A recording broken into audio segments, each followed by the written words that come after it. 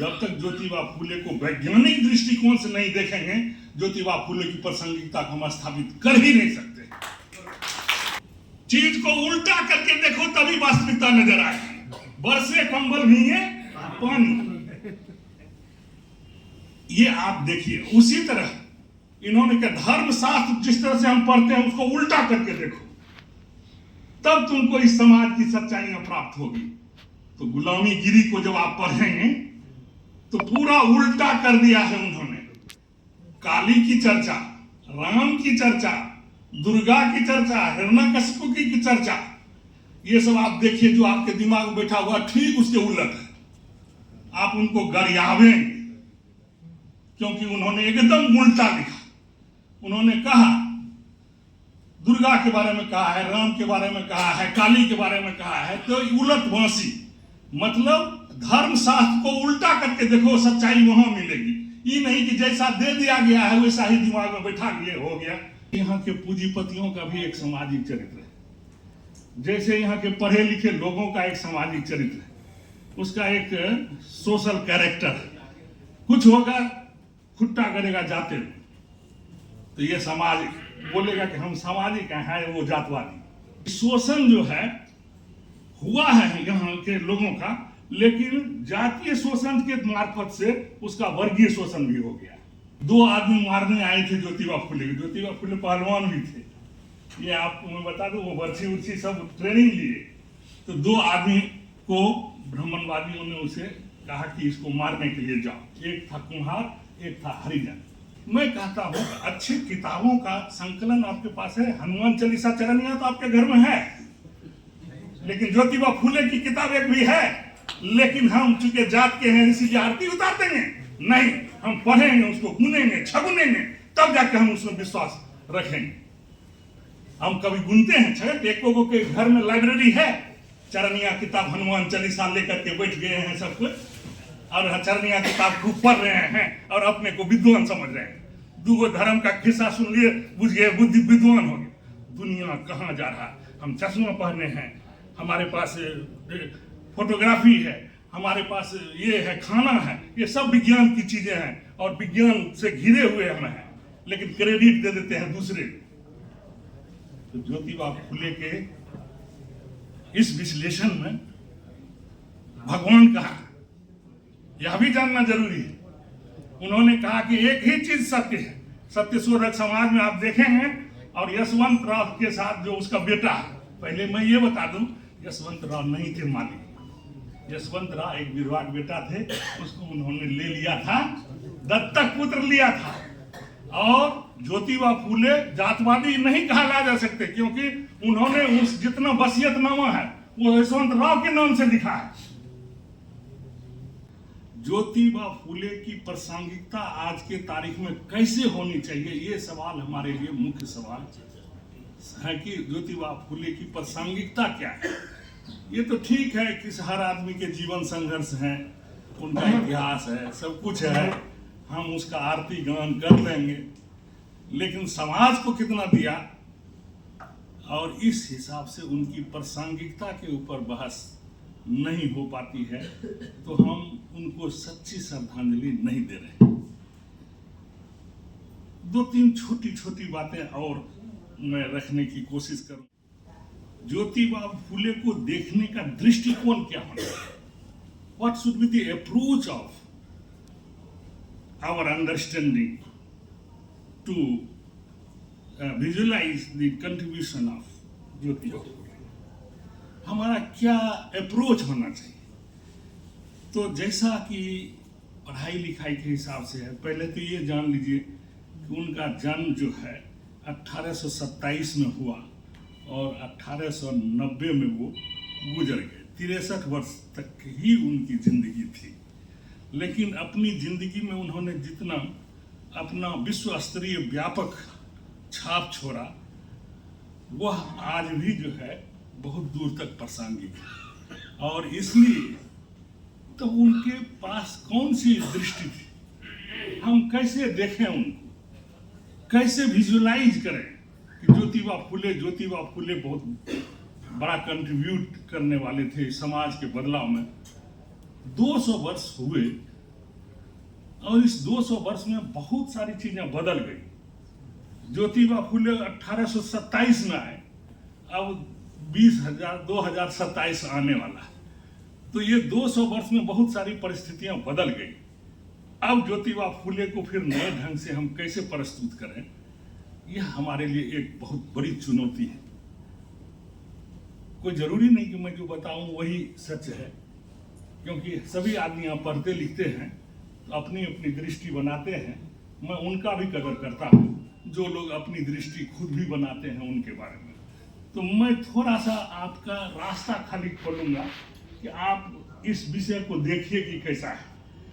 तो ज्योतिबा फुले को दो दृष्टिकोणों से देखा जाता है। एक है समाज शास्त्रीय दृष्टिकोण, सोशोलॉजिकल पर्सपेक्टिव।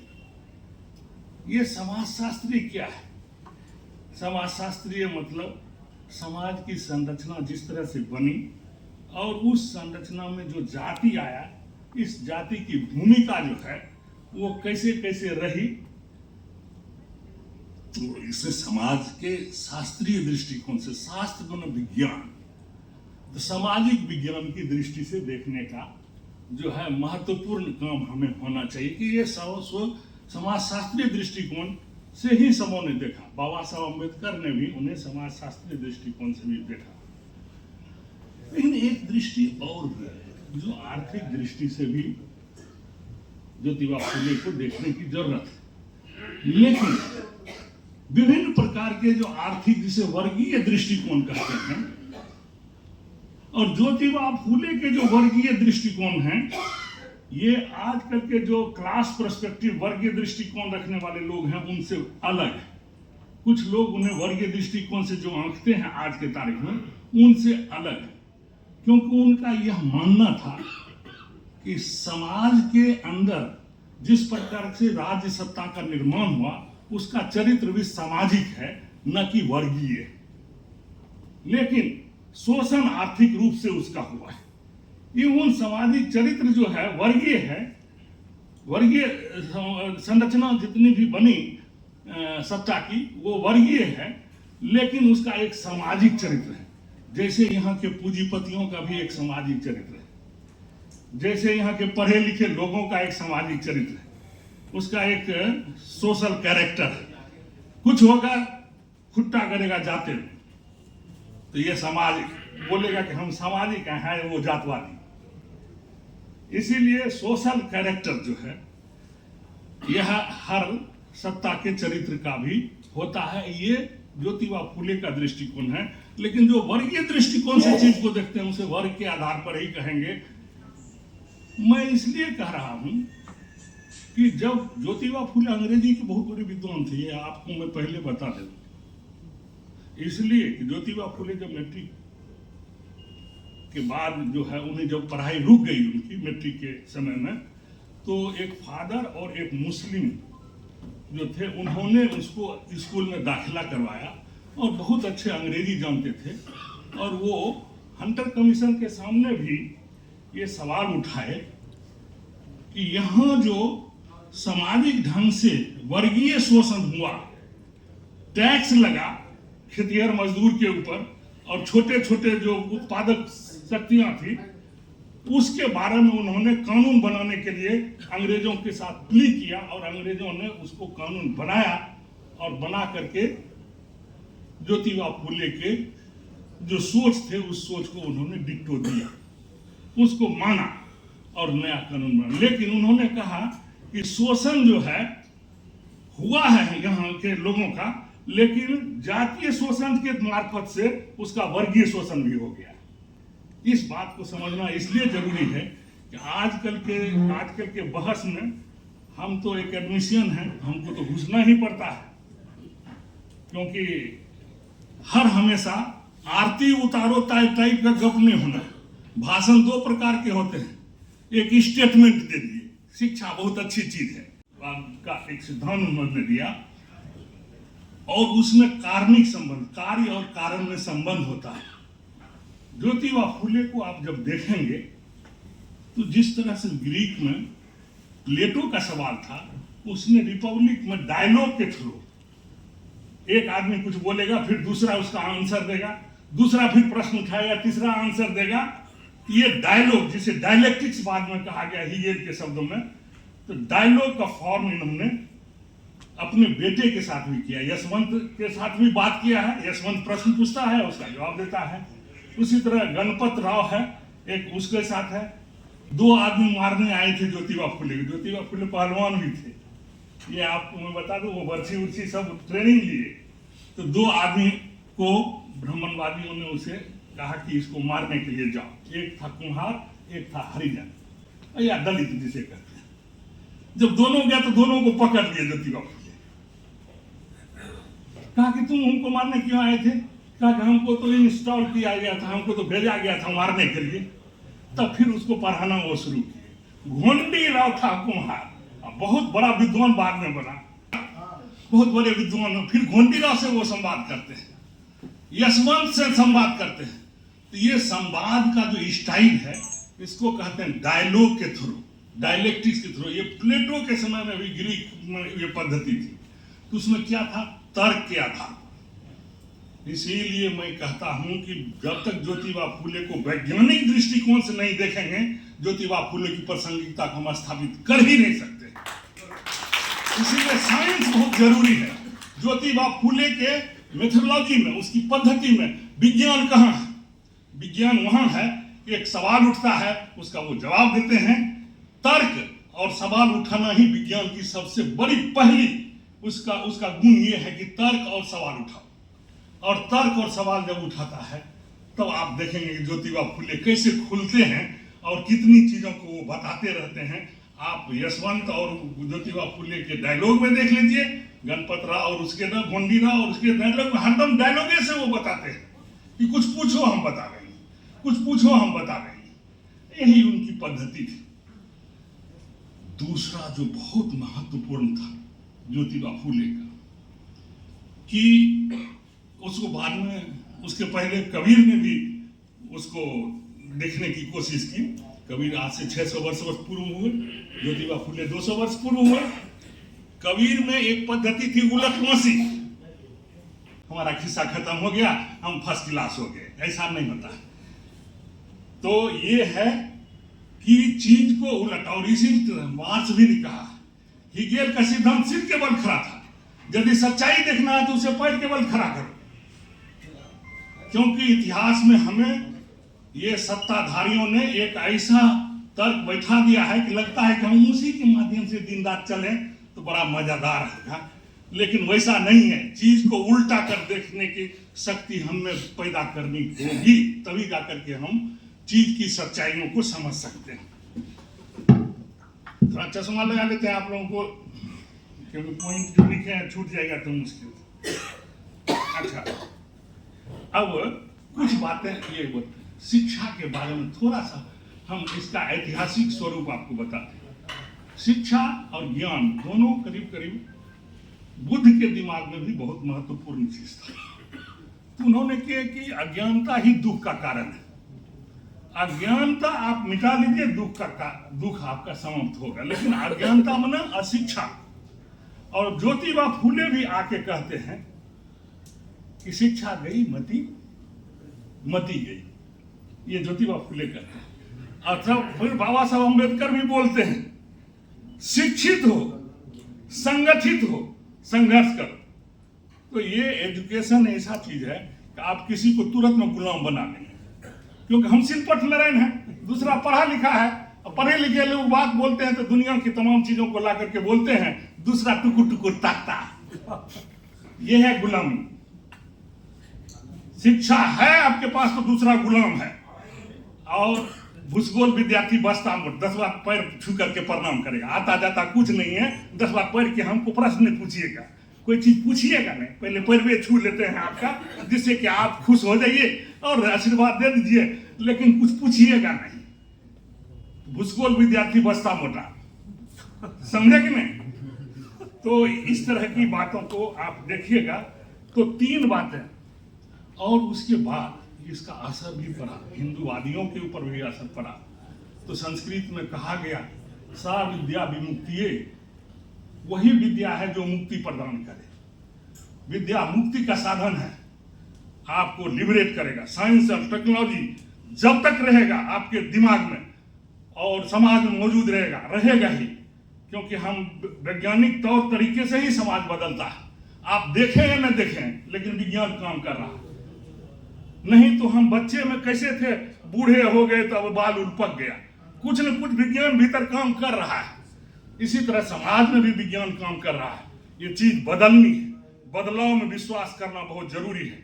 विज्ञान चेंज में विश्वास इसलिए करता है कि विज्ञान के जो प्रक्रियाएं हैं वो हमेशा चीज को बदल करके रख देती है। और जब वो बदल करके आपके सामने रख देगी, ये समाज को बदलना है, इस समाज को टूटना है, इस समाज को छत विक्षत होना है, तो इसके बारे में मार्क्स ने भी दास एंड कैपिटल में कहा है कि ये जो है बूढ़ा और परंपरा, ये हमारे कंधों पर भार बने हुए हैं और जिंदगी वाले आदमी के ऊपर मुर्दे की तरह बैठा हुआ है। इसको हटाओ, जल्दी हटाओ। हम लोग कभी कभी कहते हैं संस्कार। बुद्ध ने कहा संखारा, संखारा को नहीं लेना है, संस्कार को हटाओ। नहीं, संस्कार हटाओगे, संस्कार को खत्म करो, नई बातें नहीं आएंगी। हरदम संस्कार और रिवाज चलता रहेगा, आपके देह सता हुआ रहेगा। रहिए पुरानपंथी लोग, लेकिन दुनिया पुरानपंथी नहीं रहेगा। दुनिया बदलेगा, बदलता है, इसलिए कि वो नई चीज को धारण कर लेता है और चीज बदल जाती है। संखारा और संस्कार के खिलाफ बुद्ध ने खुद लिखा है। संखारा एक पाली शब्द है। आप जब देखेंगे तो संखारा नहीं चाहिए हमको, हम संस्कार नहीं चाहिए हमें। अब तब जब थोड़ा सा आगे बढ़े तो शिक्षा के बारे में हम अभी वर्तमान शिक्षा नीति के बारे में ऐसे विचारों और संघर्षों से, उनके जीवन संघर्ष से क्या एक बात निकलती है। बात एक निकलती है सामाजिक न्याय की, सोशल जस्टिस। तो हमारे लिए अब तर्क संगत है, हमारा सामाजिक न्याय, सामाजिक अधिकार हमको मिलना चाहिए और ये बहुत बड़ी चीज है। सोशल जस्टिस जो है आजकल बहुत चर्चा का विषय है और इस सोशल जस्टिस का प्रभाव जो है केवल भारत के अंदर नहीं पड़ा। अपने मुंह में मिट्टू कहेंगे हम गुरु बन गए, दूसरे जगह भी बहुत प्रभाव पड़ा। अफ्रीका के और अमेरिका के ब्लैक के बीच में सबसे पहले 3 शब्द आप समझिए जो चलता रहता है हम लोगों के बीच में। एक रिजर्वेशन, और एक कहता है पॉजिटिव डिस्क्रिमिनेशन, और एक शब्द और भूल रहे हैं, क्रम में आएगा तो बता देंगे। तो ये 3 शब्द चलते हैं, तीनों में घोर अंतर है। हम लोग इसका कोई कभी विश्लेषण करते हैं कि तीनों में क्या अंतर है? नहीं करते हैं। लेकिन वहां अमेरिका में रिजर्वेशन की बात नहीं की गई। वहां पहले जो है काले लोगों को कहा गया कि जो है आपको नीति जब बनेगी तो योजना जो की नीति बनेगी 5 वर्षा, उसमें आपको कुछ छूट दे देगी। जब जरूरत होगा तो योजना में से आपका छूट हटा देंगे।